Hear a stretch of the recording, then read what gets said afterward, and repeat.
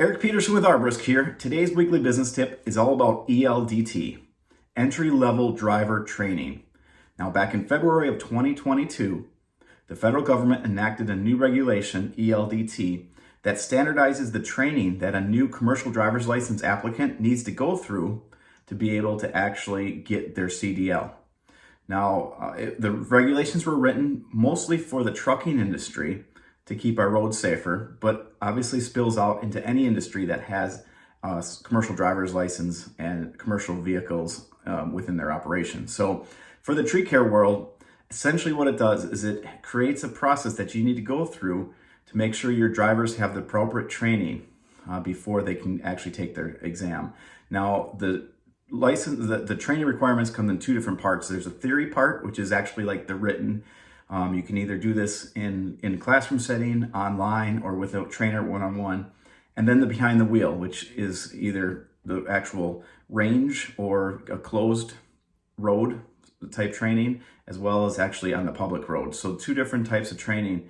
But you have to pass the theory part and the written part and get logged into what they call the Trainer Provider Registry, TPR, before you can actually take your physical test. So that's the biggest challenge and the change here for tree services.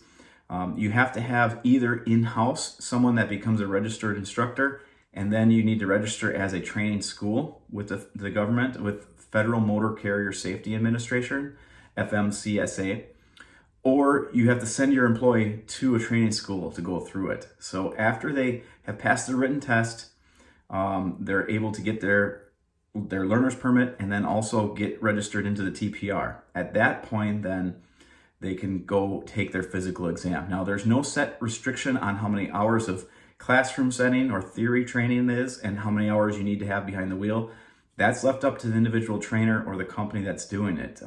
In the article that is attached here, because this is a new thing, we've had a bunch of different questions on it. So I put some frequently asked questions that we received in the article that maybe can help you answer questions for your tree service, and also point you to some resources that can help whether you're doing it in-house or want to do it in-house, or look to the Federal Motor Carrier Safety Administration guidelines and look right directly to their website. So if you have any questions about any driver and fleet, might be a great time to enroll in the Thrive Safety Package, and we can help walk you through that one-on-one.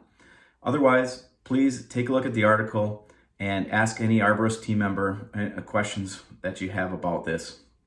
Thanks. Be safe on the road. Talk to you soon.